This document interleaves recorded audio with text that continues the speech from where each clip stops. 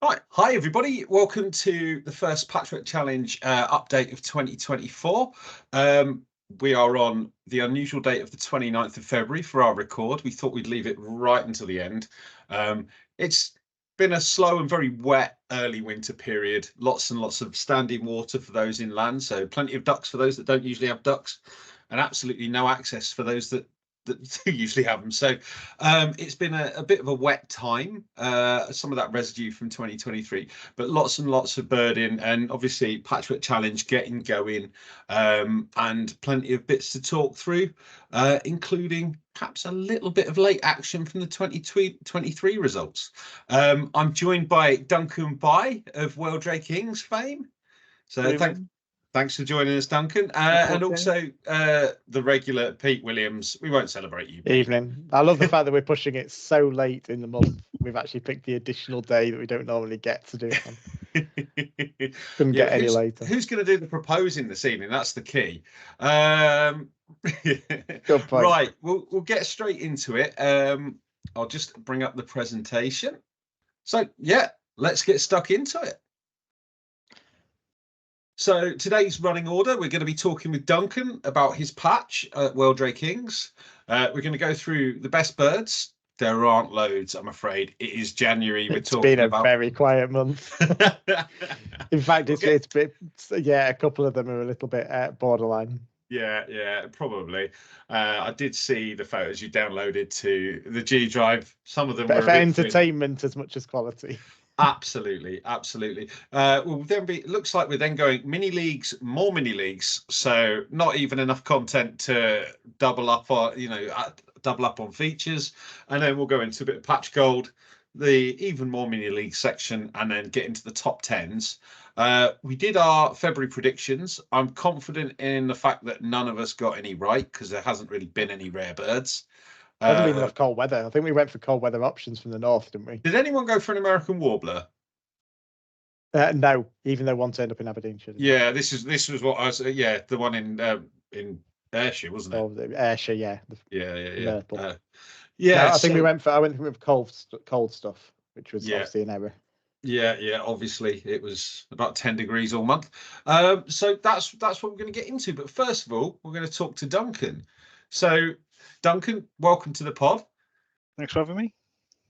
So, do you want to tell us a little bit about your Patchwork Challenge journey, what you've done as part of the competition, and where you're patching? Yeah, so I've been doing Patchwork Challenge for a number of years. Probably started about 2015, and sort of I moved to York sort of 2012. I was previously in Rotherham, so I used to watch a really terrible reservoir up the hill from Orgreave where all the birds were. So I used to watch a place called Ully, which was I was happy to get to. I know Ully. I used to be happy to get to about 110 species there in a year. But then I moved to York 2012 for work and started exploring around York. Those are great areas like Castle Howard, and then sort of the lower Derwent valleys.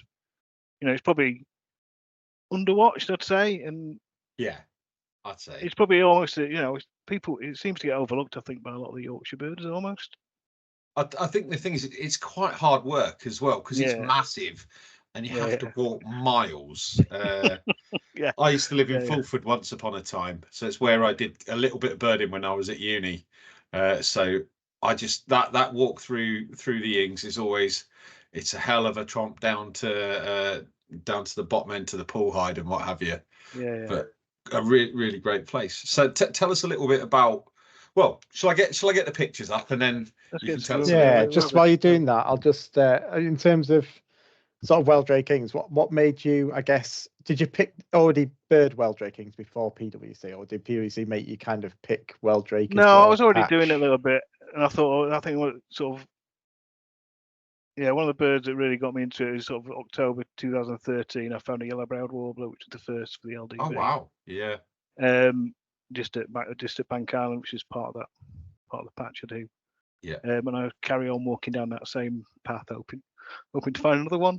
It's not quite happened yet again, but and also I think one of the reasons I always got to look for somewhere quite quiet as well. And amazingly, what I couldn't believe, having come from Rotherham, where every local reservoir and gravel pit or whatever that seemed to have an ex-miner or ex-steelworker bird in it. Yeah. I could go down Wheldrake at a weekend and there'd hardly going to be there, and there'd be thousands of birds, and it was just Has that changed a lot over time? Is there more birders now than there has been in the past? I think it's still relatively quiet, but yeah, this is probably a little group, a hardcore group of us who are doing it quite regularly. Yeah, I think Tim and Ollie do it, don't they? I think they were going to do this notionally, and then never really. Yeah, I think it was just too lazy. I mean, Ollie lives in Wheldrake, so how he's not doing it is. Or how he's always up at Whitby on my patch in the parts of the autumn. Yeah, so just to put in context where it is, so it's sort of southeast of York, and there's sort of that whole lower National Nature Reserve, which is the floodplains, it's the River Derwent, it's Pocklington Canal, just loads of ditches and scrub and farmland, and it sort of stretches. It's flooded basically now. It's been flooded since the beginning of November, all the way down from sort of Sutton on Derwent all the way through to Budworth. So all along that river is just a huge lake at the moment. And that's caused immense problems on Lake Wheldrake because I've been able to. So there's a last tide at Wheldrake all the way down, which you mentioned. So I've been able to get down there one weekend in 4 months.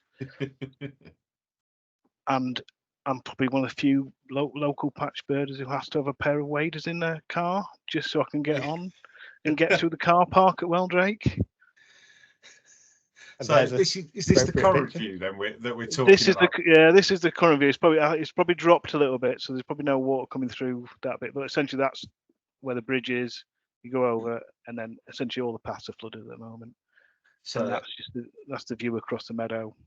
Yeah, I was going to say in summer there's no water there. That is we'll see the contrast.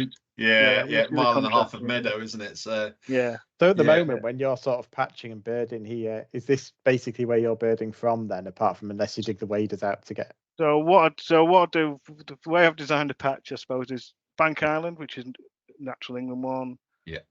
That's where I tend to park my car and everything, and there's a nice viewing point from there. But again, not being able to get to the hides there because that's like a mini Wheldrake, but you don't have to walk as far.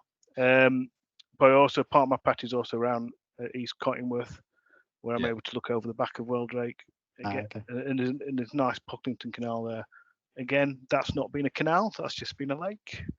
So we're not being able to walk down there either. So you're sort of birding around the edges at this. I've been birding around the edges for sort of 4 months now, I suppose. But being able to occasionally get down to Tower Hyde, in wellies or waders, and then just So when the water level's a bit lower, is this what it looks like? I mean, there's plenty of birds here. So this is it's a main feature, and this is at the moment as well. So when Rufford Tip was open, you'd get Glaucus gull, Iceland gull, but that closed a few years ago. There's still 30,000 gulls coming in every evening. So this is sort of a typical scene in an evening. So I often just go do the gull rugs that we get in Caspian gulls, Mediterranean gulls in with all the blackheaders and commons and a few herrings and things. Oh, fab! Yeah, do you still get many large it is amazing. gulls?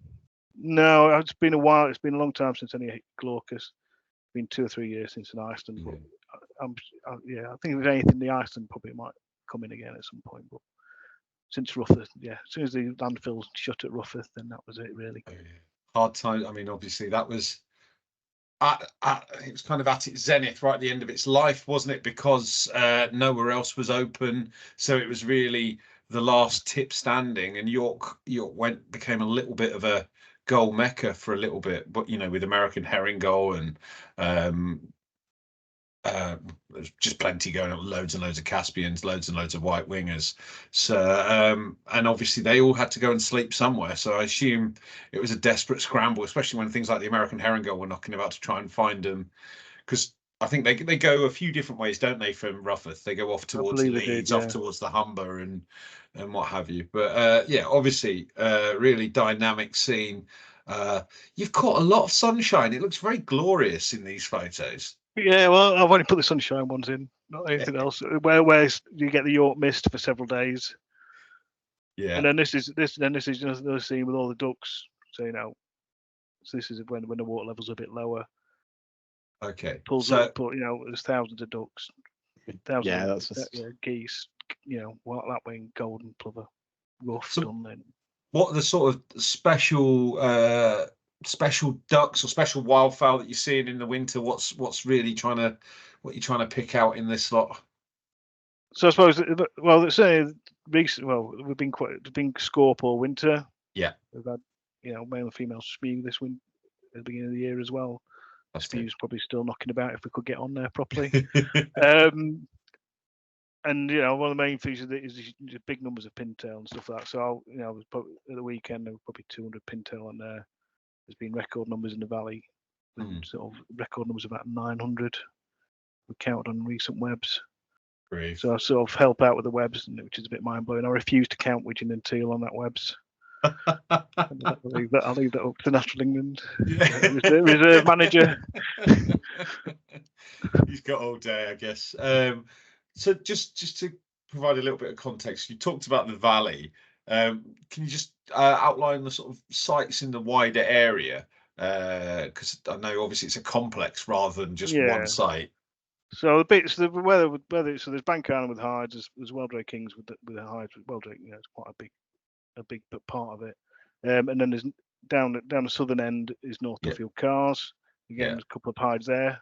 One of those hides, the water's been up to the roof this winter for the last 4 months. So, and there's currently an American widgeon just on the south side of Budworth Bridge at the moment. Okay. And then you can do a loop of the valley, which is quite a way, and you can get good views over the floods at there's churches at Orton and Ellerton. Yeah. And so often when it's like, if it's too deep to go into Wheldrake, I'll do a loop of the valley instead, and then come back and do sort of do Gulrug's last thing. Oh, fantastic! Yeah, I mean, lots of different things going on. No, you go, Pete. I've been waffling. I was going to say it must have been quite a challenge to pick out what patch to do then, and what part of the reserve becomes your passion, I suppose, because there's so many different options that you've got. Yeah, I just think Wheldrake, because you've got an actual walk, you've got a proper walk, and you've got a bit more to cover. And I think, and also just the dynamic nature of the whole way we're doing it, because it can change week on week with the amount of water that's there, and you get different birds. So I'll probably, if I go on Saturday and the water's dropped, there'll suddenly be a load of dunlin on there or something. Yeah. Oh, fantastic! And I suppose it's intrinsically linked with the Humber and with those sort of tidal areas not that far away. So you've got all these birds that can access you when you do have that availability. That it's it is amazing. Like, so it'll be dry one day, it'll suddenly flood, and then suddenly you've got thousands of ducks just turn up almost instantly, like they know. Come out of nowhere. Yeah. Amazing. Right, so let's have a look at the next one. So we've got a few of your pictures here. So do you want to just tell us a little bit about these guys and their status on your patch? Yes, we've already sort of mentioned pintail, so occasionally a pair will breed as well, or attempt to breed. And I've put the hoopers in, so normally they're at the southern end at North Duffield, but probably in the next week or so we'll start getting big migration through the valley. So birds, come up from the booze washers and stuff and use the valley as a stopping off point as they continue on. And then over the last few years, you just get more and more black-tailed godwits. So they're getting earlier and earlier. So we're getting big flocks in January. We had over 170 on Wheldrake in January, which unheard of before probably. And we have ended up with by the end of March 600 birds on Wheldrake. So they're just increasing. And then getting into spring, it's sort of well known for a wimble roost. It's not the best experience if you come in for the wimble roost, because essentially birds come in at dusk and disappear into the grass. and then that's it. But unfortunately, I think there's smaller numbers than used to be. So it used to be regularly over 100, but now I think it's down to sort of 60 or so now. But still, and from mid-April onwards, it's still do it. Still sit in the hide waiting for him to come in. Evocative, I think, is the word, isn't it? Okay, and it was known for, well, the valley, the broader valley was known for breeding black-tailed godwits at one time. Obviously, those continental black-tailed godwits have sort of, that population has died on its arse really, and they're putting lots of work down in the Hughes washes to resurrect that down in Cambridgeshire, Ousneen, that that whole wider area. I assume that's no longer a feature of birding the valley, really. And no, I think occasionally the odd sort of, and these are all sort of Icelandic birds that I think passing through. But I think the odd pair do sometimes hang around for a little bit and show a bit of interest, but never. Yeah. No. I mean, a long time ago, when I was a much thinner and more attractive man, I used to go down to Wheldrake to do a bit of birding in my mid-20s, early 20s, and it was rumours of ruff and black-tailed godwits and all those other exciting things that that the area is known for. So fingers crossed, this head starting stuff works, and that we do get sort of overspill back into Yorkshire and re-establishes itself as a breeding bird in Yorkshire. That'd be really good. Right, let's move on to the next one. So we've got a few different bits here. Some nice close-up views of some waders. So probably just to say, it's a great area, and we're lucky to still retain some of these things. So like Willertit, there's still a decent population of Willertit on patch. There's probably 3 or 4 pairs at Wheldrake. Come May, corn buntings suddenly appear in the meadows, and we'll basically breed, so whether they've come off the farmland or whatever. But yeah, there's still a decent, healthy population of corn bunting around the valley.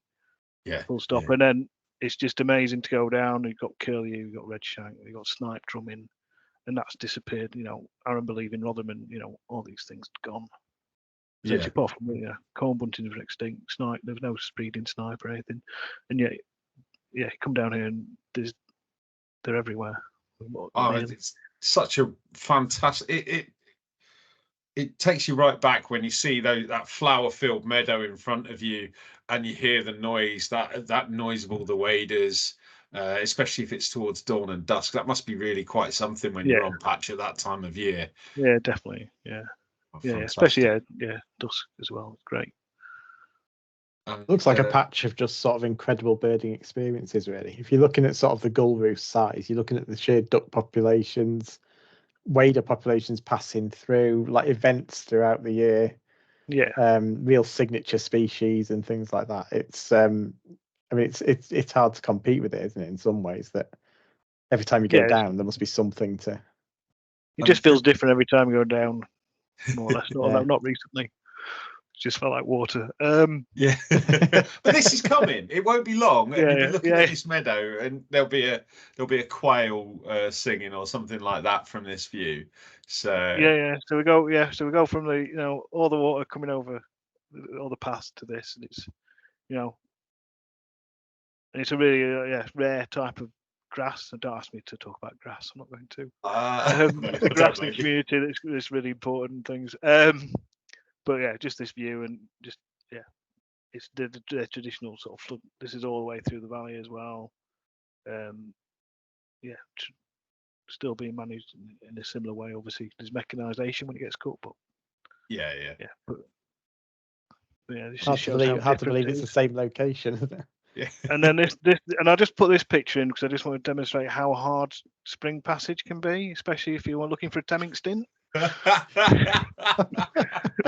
You need a all you see is essentially you're just having to listen for things a lot of the time. And required. You might see a swanhead every so often. Yeah. Well, I've seen crane in that sort of area years ago, and it's the same view, isn't it? You just a head sticking up as one of these wandering ones from around Yorkshire's pitched. So even though there's water still there, the grass has just come through the water, and that's Yeah. It's 3 feet high, nothing else going on. Right, and obviously a little bit more of what happens in the spring and summer. So gardening. So there's 3 or 4 pairs of gardening in the valley. So we can't, and hopefully by the end of this month there'll be gardening back. And it's just it must be one of the best places in the country to see them. Especially at Bank Island and on Wheldrake. Fair enough, there's a lot of grass sometimes, but if you pick up them in flight, it's great. Breeding population. Then shoveler, love to see the shoveler because again, that's quite a rare breeding bird. But Yeah. it's a really good. It's a stronghold for breeding shoveler. And I just put the little egrets in because I think it's one of the first places in Yorkshire where little egrets started to breed. Yeah. They took a long time to get a foothold in Yorkshire, and they seem to have sort of exploded over the last 5 years or so. But certainly I remember sort of pulling together records for the Yorkshire Report for those sorts of things. So yeah, really interesting to see that it was one of the first places they took hold, along with there was one of those little islands on the Humber was the other place. Yeah. So and now there's more nesting pairs of little egrets than there are grey herons in the heronry near Wheldrake. Typical, that, isn't it? They'll be outnumbered by cat so just over 30 pairs of little egrets now, and hopefully, I'm hoping a cattle egret or two starts getting into there. I'd say you're in a fairly good chance. I've got to be honest. There's a lot doing the rounds this winter, so fingers crossed for you. And so if you're not had cattle egret yet, then is that? No, I have. Yeah, so we had one in January actually. So we've certainly seen we caught one or two, but it's still not a common bird, and there's still a few people who've still not caught up with them. Yeah, no, that's. I mean, that's coming, and it'll be glossy ibis after that, won't it? So So this is. I mean, this is a promising view if you get this, isn't it? This is autumn though, so this is essentially one of the few bits of water that remains. So if you think about the original photo, which is just huge, and then this is the pool hide, and then this is where you spend most of your time. Yeah. And come sort of July onwards, looking at green sandpipers normally. Yeah. But it does pull in. There's some pictures later on of things like peck sand and little stint on there. But Yeah. I mean, if you love waders, that's the view. When you get into a hide, that's the view that gets you buzzing. It's dead exciting, that. So yeah, here's a few of your bits and pieces. So this is sort of, I suppose, moving into that spring. So the 14th of June, we always reckon a green sandpiper turns up. So autumn started. Okay.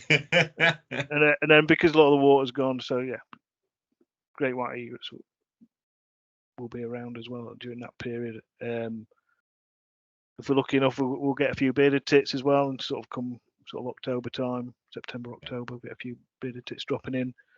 I suppose the main feature from sort of July, looking out into the meadow, any uncut grass, because essentially from the end of July, they can start cutting the meadow. At that point, you can get quite a few windchat out there as well. So and you're down to about 3 ducks at this point. You know where every breeding warbler is, and you know where everything is, and it's so just getting into those first bits of movement. Those windchat must be, or all of those first bits of movement must be ready and raring for that by that point. So, and here's a few more. I guess these are. There's more highlights, I suppose, over since I've been doing patchwork. So start getting 1 or 2 more spoonbills. Yeah, I think the Fairburn burns just go a different route. Blacked off. So cattle egret. So glossy ibis. That was 2017. So that was a first for the LDV finding that. Green winged teal, American widgeon over the years, but it's not easy when there's. I always hate patches where they've got about 3 teal and a green winged teal turns up. They've not had to look through 5,000. Yeah, no, I feel your pain. I spent months looking for an American widgeon. It was forever reported when I had the world's worst telescope, forever reported from that tower hide, and I could never see it. So it's nice that you've got a recognisable photo. You've done well to pick out of the 4,000, 5,000, 6,000 widgeon that was sat in front of you. And then this last one, that's an odd record. So great skewer. So that turned. I forget. That's quite a few years ago now. Yeah. That stayed for a few. That turned up during the week. I think it was January or February. Unfortunately, I couldn't get to the weekend, but it stayed to the weekend, so that was great news. So was it busy dispatching coots or something? Well, it killed a grey heron, and that. Oh wow! Oh God, is that what that's done? Beast, so that's amazing, right? Yeah, that. So here we've got some more unusual fare. I think those first two are. There's been lots of chat about those birds over the years, I think. So do you want to just tell people what they are and So why? yes, this is August 2020, beginning of August. What happens? So with the meadow being cut, it attracts lots of birds of prey, lots of red Yep. kites, lots of buzzards, and this is probably quite an embarrassing moment for me as well, because I saw these two kites fly past when I was sat in the pool hide. Took a couple of photos. Just thought, well, yeah, just red kites, maybe young birds just flying past, and then didn't think of anything of it. Went home. Could have deleted them. Could have deleted those photos and never put them on Twitter. But put them on. I posted them on Twitter as red kite, and then John O'Ledley messaged me later on to say, "I didn't know you seen black kite today, Duncan." I went, "Well, I haven't, have I?" And then I have seen a lot of black kites over the years, but it never crossed my mind that I'd get two, and these are first-year birds as well. I was going to say, well, that's the reason why lots of people have talked about. Yeah. Obviously, they're super rare in Yorkshire, but these guys look super fresh out the nest, and given the timing, it's a really interesting timing. So, I mean, it seems unlikely they've come very, very far looking that young and fresh, but obviously. Who knows? So it never crossed my mind. Yeah.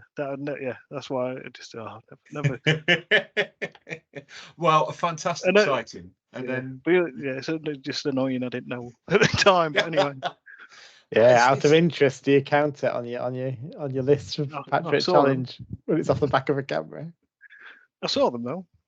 I know we had that with you, James, didn't we? In your green wing. Yeah, well, yeah, I'm definitely having that. I don't care what Paul French says. Right, and then we move on to what we got. Lesser yellow legs there. Yeah. So that was Bank Island. That one's at Bank Island, and there was a bit of water there. Peck sand, and then slab grebe. That's any slab grebe. Yes, I think these are all the only ones we've had. Yeah, fantastic. Yeah, superb birds. And then just a few other things. So cranes. So hopefully we're getting some cranes this next month. Fingers crossed. Coming up from, they seem to come up the valley from sort of Hatfield, Humberhead levels, Blacktop way. Yeah. But I mean, they've got to be a candidate in the long term to be to be sort of breeders there. But obviously, numbers just probably aren't quite at saturation point down on the Humberhead levels yet. So there's a good few knocking around, but hopefully the habitat's there for them, I think. Absolutely. And the grebes, you've still got grebes, or are these just visitors? Or so these are just visitors. So these were the first ones I'd found. These were on Bank Island last year. Yeah, and they are more or less annual in the valley, but these were the sort of first ones I'd actually managed to see it on patch since when I used to visit in the 90s for them. Yeah, because they used to breed, didn't they? Yeah, it used to be a decent population, didn't they? And then they all buggered off down to the Aire Valley. Yeah. Well, I mean, why are we going to go to Leeds? I don't know. I don't understand. I was going to ask you about this third one because you were probably stood next to my wife when you took that photo. Yeah. So, maybe, yeah. So I think I was working from home and I got a call that they'd caught this rosefinch. So it's not on my list properly. No, I've only seen the hand, unfortunately. Okay. But I think I was in September, October time. So it just shows what can be pulled out of the nets because they do an amazing amount of research and ringing down there.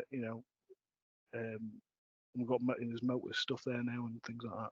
Yeah, I mean that's really exciting as well to be part of that bigger picture.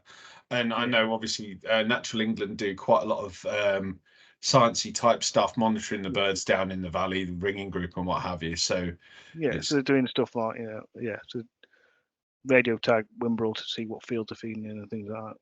Yeah, no, that's really interesting. And you finish off with a grotty pipit. Yeah, so water pipits. So again, not had many of those. I think they just disappear into the grass. You never see them. Yeah, there must be tons of them in the winter at times. Yeah, but no, fantastic. Always good to see. Looks like that one's is that spring? It looks like it's just starting to brighten up. Is that autumn? That was an October bird, I think. Oh, okay, just excellent. And then finally, from January. So again, this confused me when I found this because it didn't cross my mind I'd get one, and it's just out of context. It's not on it's not on a rock. It's just in the snow on grass. It's weird. But again, so again, this is when fog had descended. I'm not bothered going down on the Saturday, so I had other things to do, and it was foggy and you couldn't see anything. And I went sort of Sunday, and then the next day. Again, it was too foggy to go down straight away, so I was doing some other bits and bobs, and then went down, and the grass had just been exposed from the flood. And this was in December, and that's absolutely crackers, pushed off from somewhere by the snow and the weather, no doubt. But I mean, purple sandpipers are just one of those birds you either have on your patch, and your patch is a coastal patch with boulders on rocks, or you don't, and it seems to be as simple as that, sir. Inland, and I'm pleased to say we put out a poll. We finally did the poll yesterday, and I may have voted in it. Yeah, I'm not surprised. I would suspect Richard also voted in that poll. So, and we'll 79 people did. So it's but 80% of people said 1 point for bonus for a inland purple sandpiper. So I think that gives you the Inland North crown for 2023. Excellent news. It's about time, you know. I think obviously, very good if rivalry Richard had joined between us tonight, it would have been a slightly different story. We'd have played a much more neutral line here. But seeing as you're with us, I think we can happily award that. Although he's putting his appeal as we speak. That's fair enough. It's meant to be a bit of fun, isn't it? But never mind. Of course it is, yeah. And then Inland North is always the league of a bit of competitive, fun rivalry and banter. But epic battle to the last, 196 and 195 points, I think, between. Yeah, it was my best year for speed, but but not for points. But anyway, No, but nice to have someone pushing you. You know, I mean, I know Patrick is one of these things that it doesn't really matter. It's all about just providing a bit of context and a bit of shape to your birding. Yeah. But at the same time, it's good to win, isn't it? Yeah. Fantastic. Now, have we got any more? Is that our last one? That's the last one. Yeah, I think that's the last one. Yeah. Excellent. I think there might be a couple of standard questions though that come with it. So, kind of, what's the best bird you've found on patch?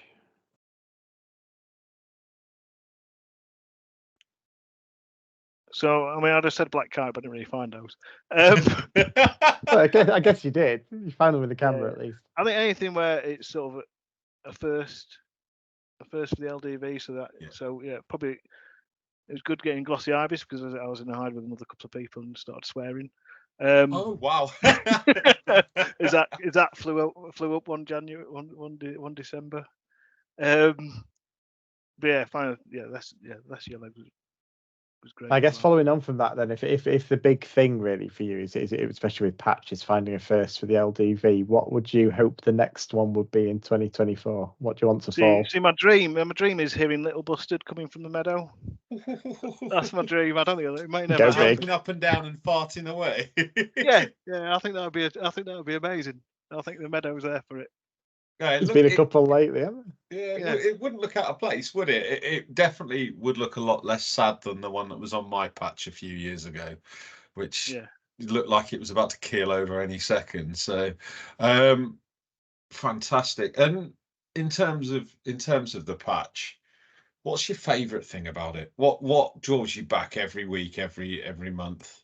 I just think it's so different and it's just dynamic, and there's not many. I don't think there's not many places like it. No, it really does stand alone, particularly in the north of England. I guess the only other places that have similar bird assemblages are, like we talked about, the washes in Cambridgeshire. But obviously that they look very different. They're much more Spartan. You know, you've got fantastic tree-lined areas around Wheldrake. You know, it's not although it's a big open reserve, it's not a big open area.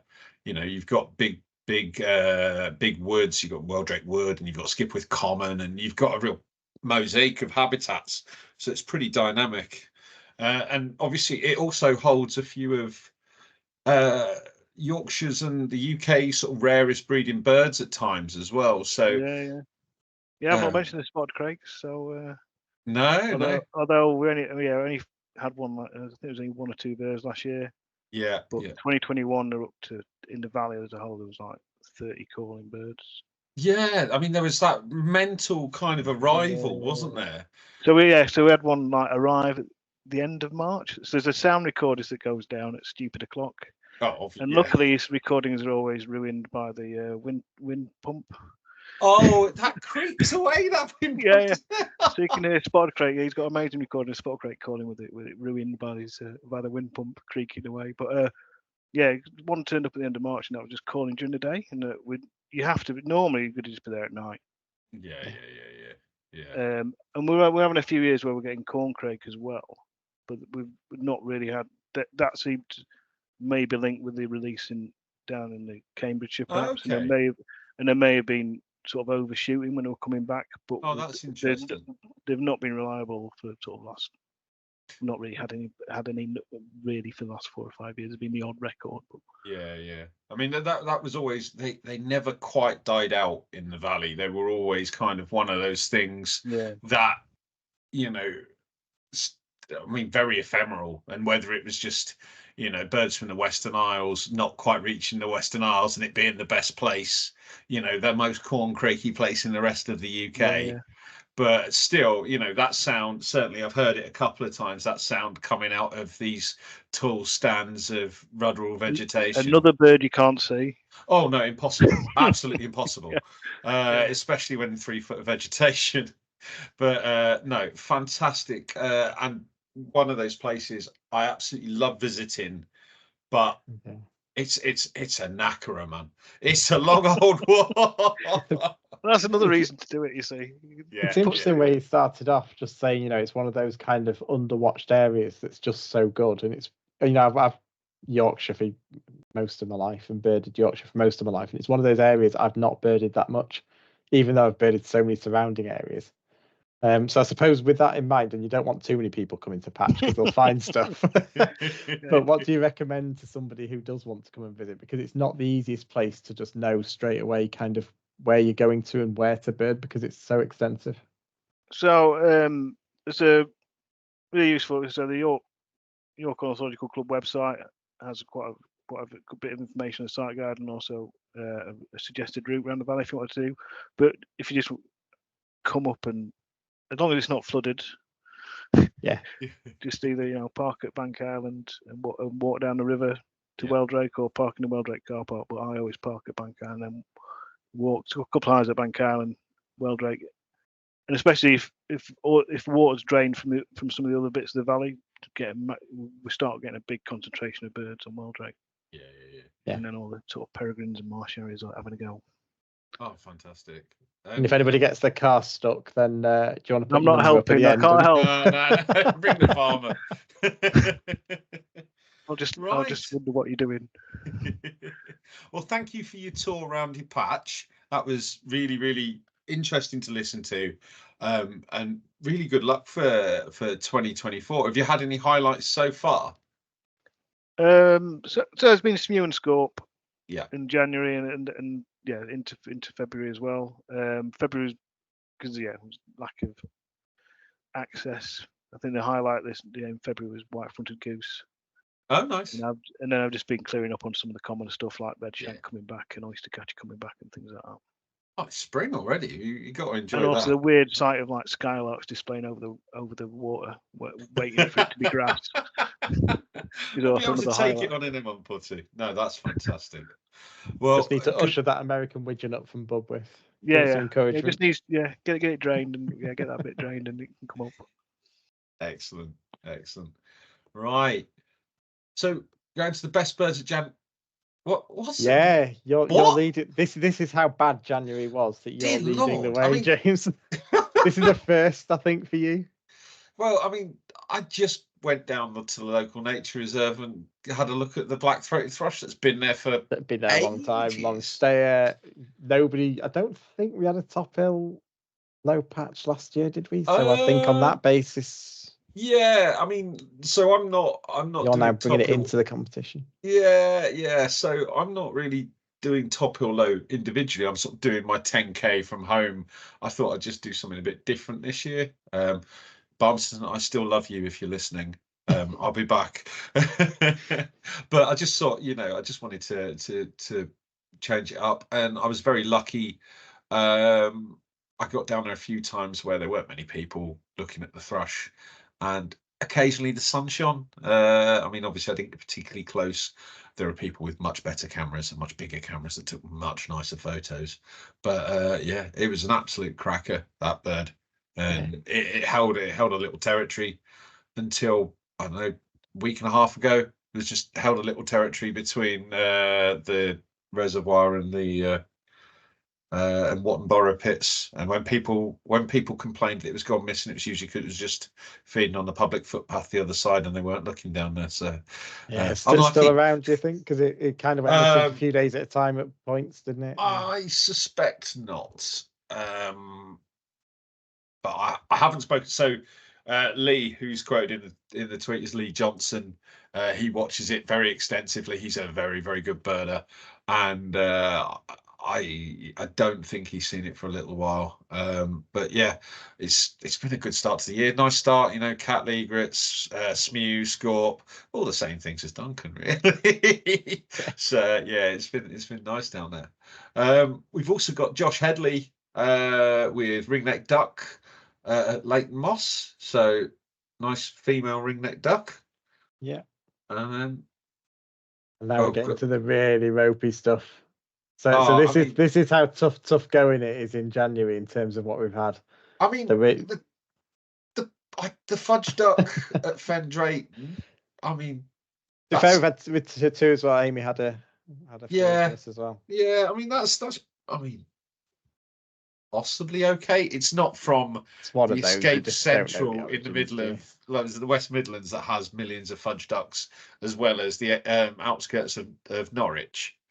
There's odd ones around, isn't there, doing the rounds? There's one at Iron Washlands as well, but you never quite know the origins, I guess. And that's the red-breasted goose of unknown origin. Indeed, but coming to bread, or seed rather, which it makes you see how small they are as well. Like it's the same size as a coat.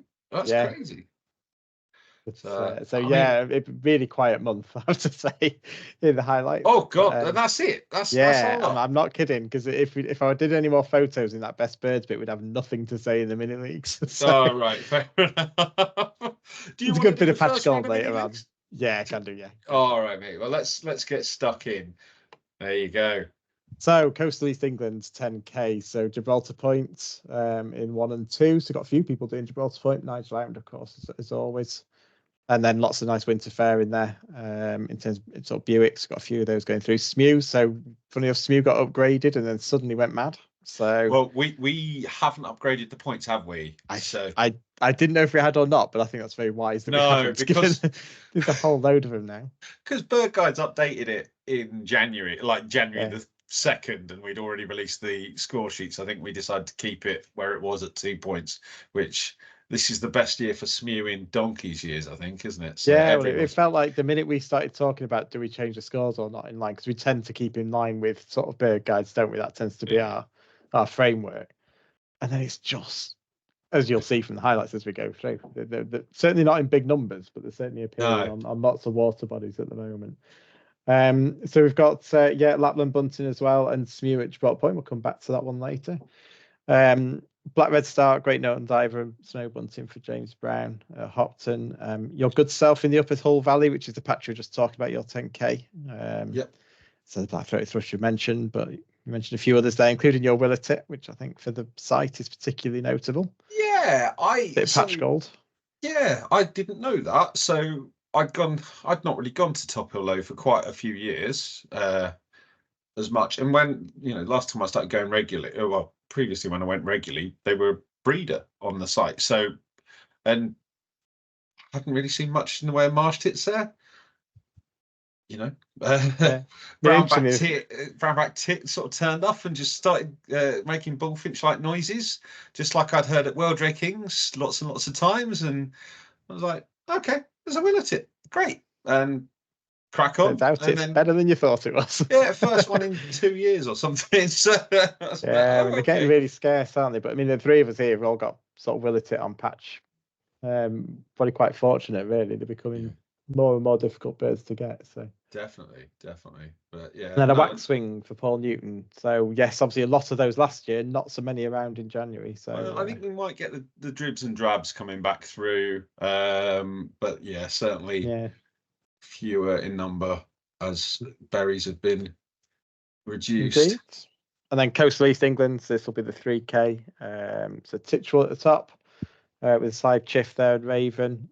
Gibraltar Point, Shorelark and Smew. So I said we'd come back to that, but this is the reason my first twitchable record in 14 years at Gibraltar Point for Smew. So yeah, no, coming obviously one of the best years we've had for them in a long time, and also turning up at places that haven't had one in a while.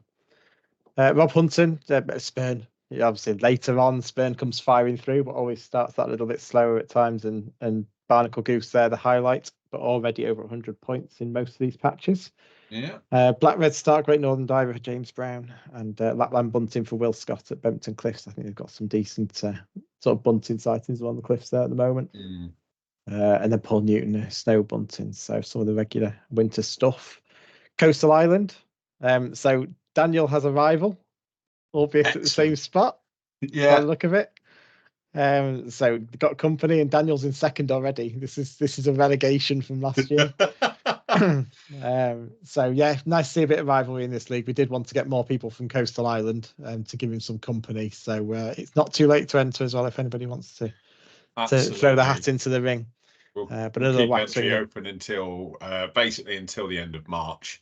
Once we get to the end of March, then we're into the proper nuts and bolts of it. But yeah, if people want to enter the competition, any of the mini leagues, do let us know. Once we get into it, it'll be good to get you on board. More the merrier.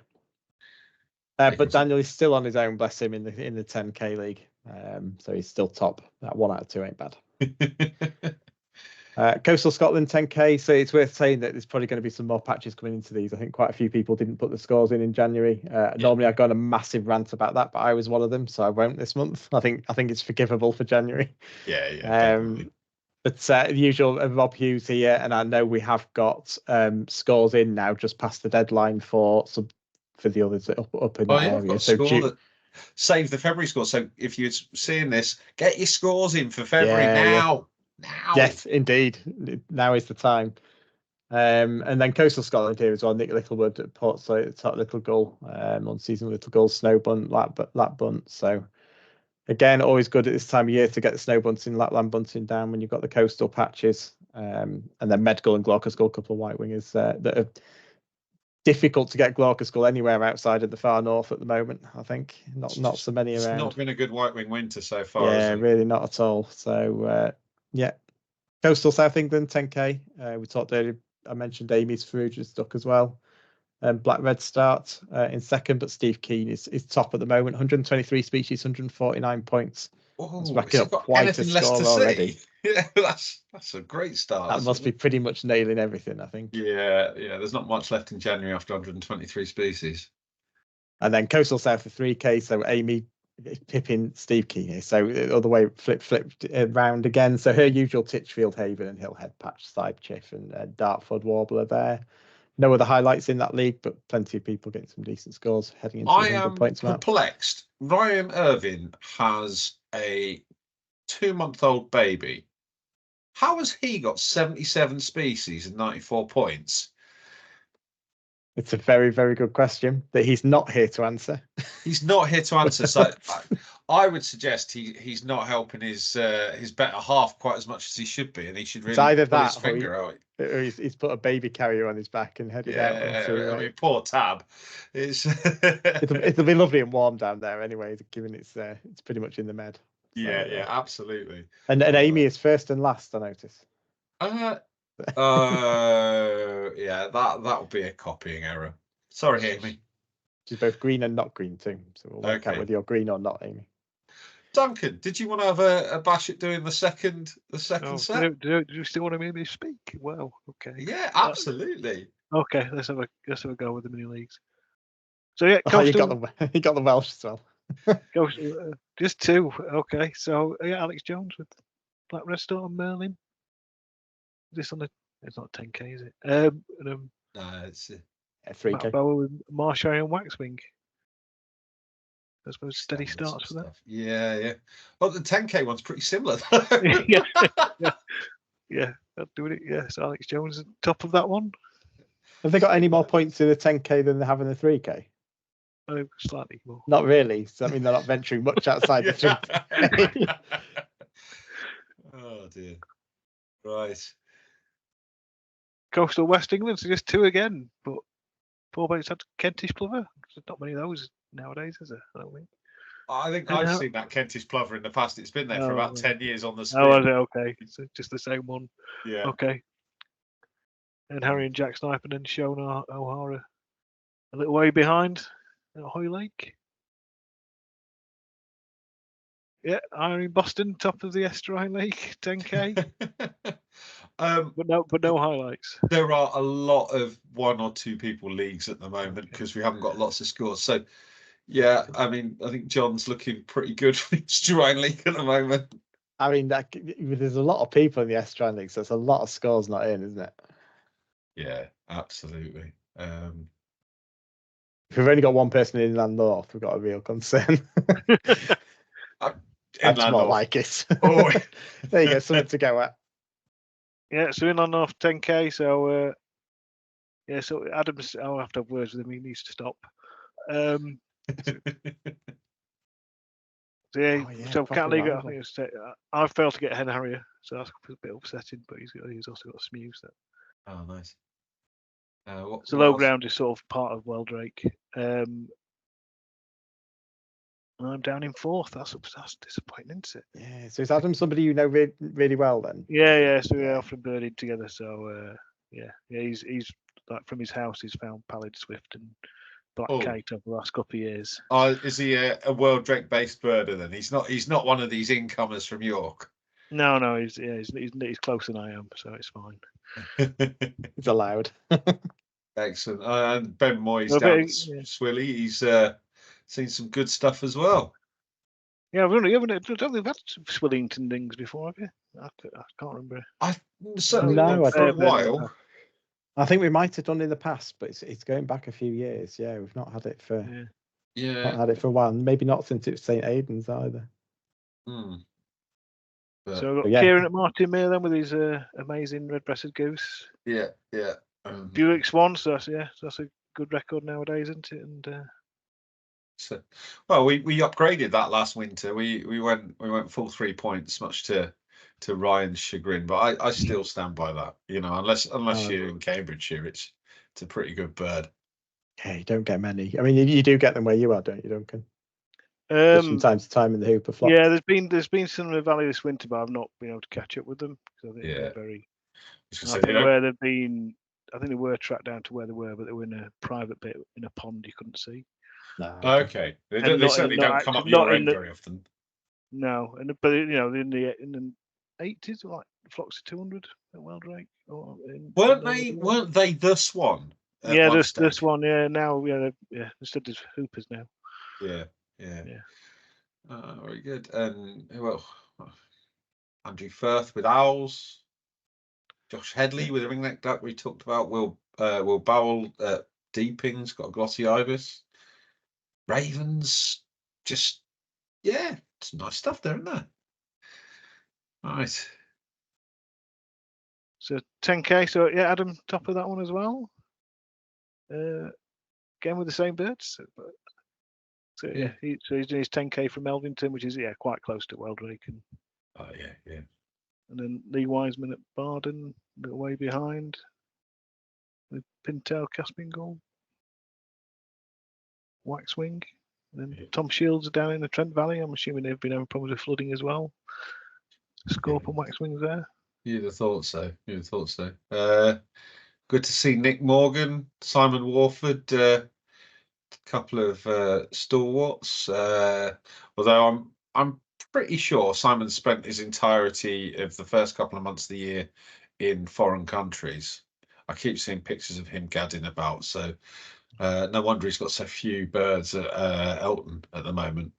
And it's the time of year to do it. Yeah, and I think Nick A&W Steeple can be a challenge at times. He's birded that for years, hasn't he? I mean, it's his real passion local patch. He's got a 10k league here, so I don't know if that's him expanding into the 10k. Oh yeah, I rather than 3. Yeah, I just twigged that. Aye. So Inland Scotland 10k. So Mike Hopkin, his first ever Jack Sniper. I could not even attempt to pronounce. It's Pennycook.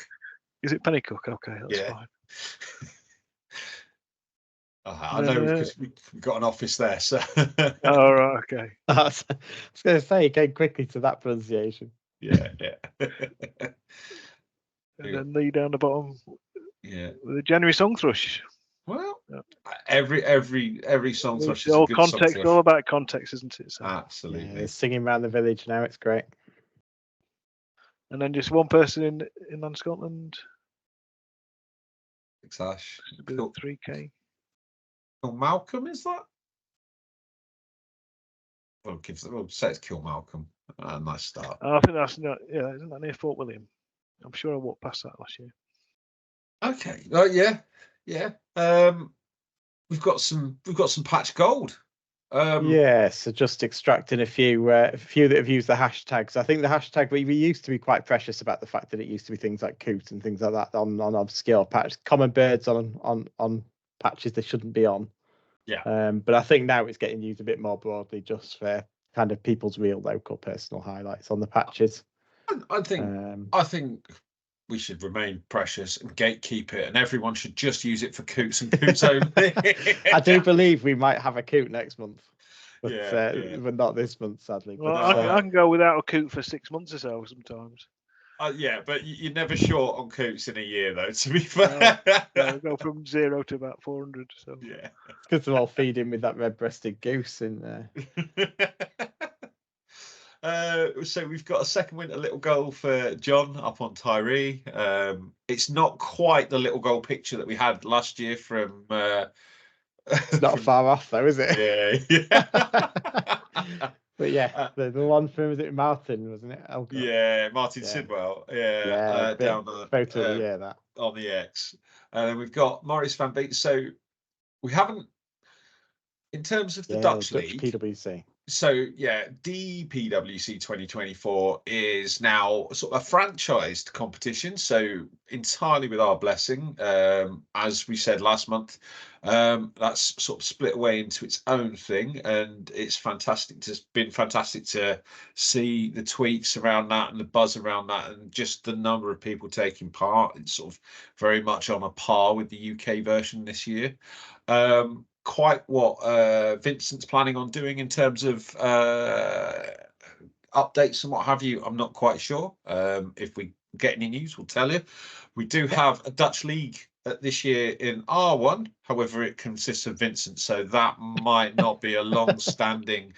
Yeah, there's about 300 patches, and we've got one of them. So yeah. I'm guessing there might be something else going on somewhere else. Yeah. So, but I think it's still worth sharing some of the highlights, and that's a beautiful picture of a goal. Yeah, so nice for Morris to. Morris took part last year with us, didn't he? Yes. So yes. I think I've got a soft spot for male golden eyes anyway. Yeah, they are great. And then Mark Whittaker. Turns up on his work patch, wet day, small car park, wader in the car park. It's a green shank in the middle of winter. Green shank in winter in a puddle in the car park. That's ace. Like that is patch gold. That is a proper patch gold job. No matter what the species is. On a patch with no water, right, as well. Yeah. Fantastic. Just no water, gets one puddle in a car park and turns a green shank out. Yeah. I'd have to suggest Phil Bristow's very nice redneck grebe at Clinician Reservoir does not fit the bill. Clinician is a fab site. It gets rare grebes quite often. Divers. Yeah, grebes and divers. Ringneck ducks is the other one. It gets quite a lot. So this is a reservoir site in Cardiff, and fantastic one. And that's a great bird for Phil. But I'd suggest, Phil, that's just gold. Pure gold, unadulterated gold. So even so, it sounds like he covers that patch quite a lot. 9th ever at the site and first since 2001, which suggests he's been covering it a lot of years. Yeah, actually, I hadn't twigged that, but yeah, Yeah. mental arithmetic. So if he gets one every 23 years times 9, how old is he? He's been birding it a lot of years. Or the late, this is very good for Redneck Greaves. He's in his third century by the looks of it.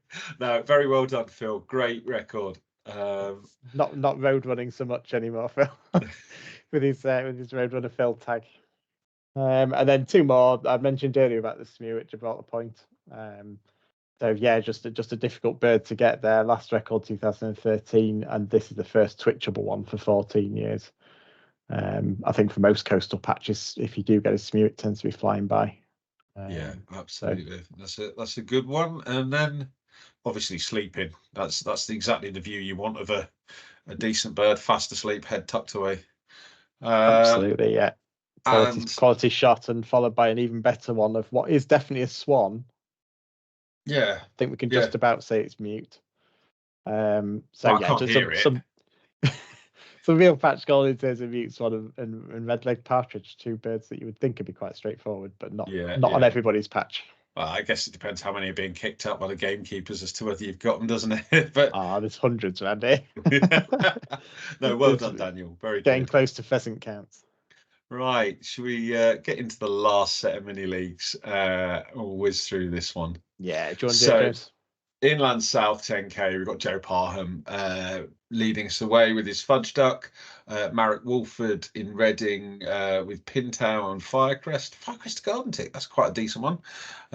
Although I guess being down south, they have them. Ryan would tell you he's got 20 in his garden, probably. Doesn't count, Spain.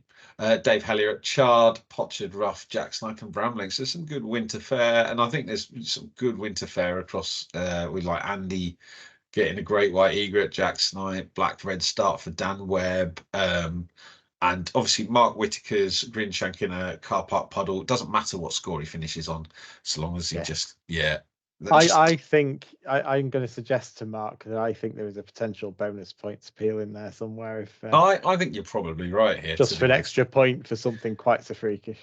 Yeah, and then Inland South. Ryan's winning. Oh, for God's sake.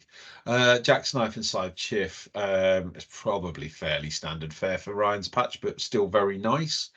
First Yellowhammer in 5 years at Lake and Heath Fen. Good grief for Matthew Dick. And then Steve Lister in third. Steve, who used to cover Barmston back in the 70s and 80s. So he's at Swidland Reservoir on 75 points. I could have sworn that Ryan had a turtle dove, and I've either dreamt it or, you told me it's in his latest update. Yeah, I mean, let's pretend we know nothing about it. I might have dreamt it. Yeah. That's alarming in itself. Well, yeah. Okay. Why are you dreaming about Ryan? Why am I dreaming about Patchwork Challenge scores? Well, yeah, both of those things are very valid questions. I deflected quite quickly there. yeah, it's fine. This isn't the podcast to dwell on that. Chris Rossbeer has had Hen Harriet and Goshawk in the New Forest, I guess, and Lesser Spotted Woodpecker. So good birds, but probably fairly standard fare for there. We've got Oliver Headley with a cat egret, and the rest is more straightforward, but still good. Inland Wales, got Palmer Heeks at Preseli Hills. He's on 40 points. And then Islands 10K, we've got Bruce Taylor. I've made a right mess of the order of these somehow. Bruce Taylor on Barra, he's on 122 points already. Scott Reed in second on Silly, and then Yvonne Benting, who's broadened her horizons and got a lesser score for the 4 points, which is nice, and rounded off by Sean Morris. And then into the 3K League, Bruce is top with his Barron North patch. No highlights there, but David Roche on Papa Westray, our poet supreme, poet laureate, has had white-billed diver, velvet scoter, and 2 flavours of white-fronted geese, which is nice. More Bruce Taylor, more Scott Reed, with some whales that he's definitely not getting any points for. No. And then David Parnaby sent his paw for unusual species other than overwintering great spotted woodpecker. but did pick up a few unseasonal species. So he's got some Glocks and some Iceland goals. So, it's not the end of the world being on Fair Isle. Yeah, you can see at the moment we've got a lot of scores missing because there's some real regulars who we know will be coming through in these leagues that haven't submitted yet. Here is the Netherlands 10k league. There is a Smew and a Marsh area for Vincent. He's on a lot of points. And he's also on a lot of points in the 3k league. And he's had a Great Northern Black-throated Diver, which, I mean, he tried to tell me that these were both 3-pointers. He seems to have got a lot of 3-pointers for January. Very well done. And he's got Glaucus and Iceland goal in the Southern North Sea. So that's a pretty good start. So they seem to be missing out everywhere in the UK, don't they, at the moment? So that's a whiz through the leagues, and then we've got the top 10s, and overall 10k top 10. We've got Sam Goddard on 159 points at Jib Point with his Buicks, Lap Bunt, and Smew. Vincent's in second on 156, and Steve Keen's on third on 149. So really good start there. Weirdly, I've got Adam Firth in twice. Ignore Adam Firth's second one. That's a mistake. Someone's missed out because of my mistake. So unlucky. Green top 10. Vincent again is in number 1. Amy's in number 2. And Charlotte Foot at Spurn. So this is Charlotte's first go at the challenge. She's edging Jacob out already. Yeah, good to see Jacob getting beaten. Always a fan of that. Let's keep that going through the year. Yeah, we're firmly in Charlotte's camp for the year, no doubt. So that's a good start there. I mean, it is a real opportunity given how few scores we've got in places for people to make the top 10s and absolutely enjoy this moment in the sun, because there's some patches in here that are doing very well at the end of January. Yeah, and Vincent's winning overall in the 3K league with Amy in second. So I mean, that's a massive score. I think anybody getting over 100 points at this point at the end of January has had a very, very good start to the year. Yeah, especially on the 3K patches, that's a really good start. Well done to Vincent, to Amy, and to Trevor. We look forward to those, but this is the actual league, and this isn't one we had last year, so it's always good. The comparative top 10. Now, for those veterans of Patchwork Challenge version 1, the comparative score is what it's all about, and it's how well you do against previous you. So we mark you against your score you recorded last year, or the average of all your previous years. But seeing as last year was year dot for the relaunch, we're just going against that. And John Pritchard is on 71.9%. And quite often it's the inland patches that do quite well at the beginning of the year, and then they plateau quite quickly. So especially the wooded patches where you rack up a lot of the woodland species that wood do and make no water. Pretty much my 3K patch, which probably racks up about 60-70% already as well. Yeah, so, and obviously if we find that someone's grossly put no effort in last year, we will just remove them from this league. But for the moment, John, well done to him. It looks like that's probably a very good start with Jack Snipe and Mealy Redpole. Mark Whitaker at Par Beach and Pool has possibly under-recorded last year, because that's not a particularly high score, but still decent start. And Jeff Wyatt at Dayslock in Oxfordshire, he's on 63.8%. So well done to him. It's good to see a few different names, and that's the beauty of the comparative league. It can be anyone who's going well in this one, because it doesn't really matter about the quality of your patch. It's how well you're doing in that given year. So it comes down to what the principle of the competition is, isn't it? Which you can get some banter and some friendly rivalry, but ultimately it's just about loving your patch, recording your patch, and absolutely trying to get your own best year list. Right. I've left that like, subscribe, and hit the notification bell on the thing. So please do like, subscribe, and hit the notification bell for the podcast. It really does help, apparently. So the YouTube algorithm tells us. But we are into our predictions for March, and I will throw over to Duncan to see what he's gonna get on his patch, and then what's someone else gonna find on theirs. What am I going to get on my patch in March? I think there's enough for that. I've never had a diver, so I'm gonna go. I wonder whether we could just get a diver dropping in March, perhaps. It's Great Northern just on its way plonking across the country. Yeah. Or if the long-tailed duck that's currently at Castle Hour decides to get bored and comes down. Yeah. That'd be good. I've never had a long-tailed duck on Wheldrake, so. Yeah, both good shouts. Yeah, I mean, a mate of mine found a long-tailed duck on a farm pond just outside Leeds. If he can do that, you can definitely get one. Yeah. On Wheldrake Ings. So they're two good shouts. Two good shouts. What about for a wider competition? Any thoughts? I mean, March. Go big, come with. There's been a few American things, so maybe an American robin gets found somewhere. Who knows? American robin. That's go big or go home. I like that. Yeah, very good. Right, Pete. What's turning up for you? Well, I'm going to go for two different birds. I think one that's much more likely for a lot of people, including inland birders, which is black redstart. I think March is just a black redstart month. I think, yes, the coastal patches will probably get black redstarts. We've seen a few already in the highlights, but it's a real month for inland patches to potentially get one passing through. So I'll definitely be on the lookout for that on my patch, my 10k patch and my coastal patch. So I think that's the likely option. We normally then go ridiculous. And I don't think we've nailed one yet, have we? Between all of us in probably not. I mean, I don't think we've analysed our results particularly closely, but they wouldn't bear much scrutiny, I'm pretty sure. So quite. So I think I might go 10 Manzel. There you go. Go big. We've had obviously a very famous March bird.